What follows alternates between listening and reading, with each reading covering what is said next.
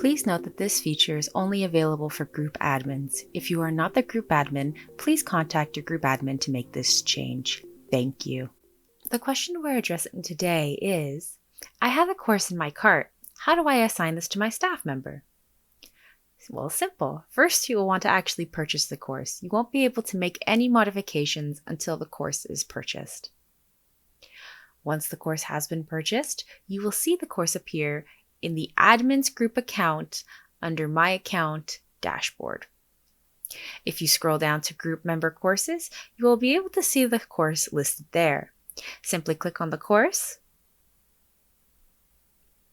assign it to the staff member you would like to have the course assigned to, and hit Save.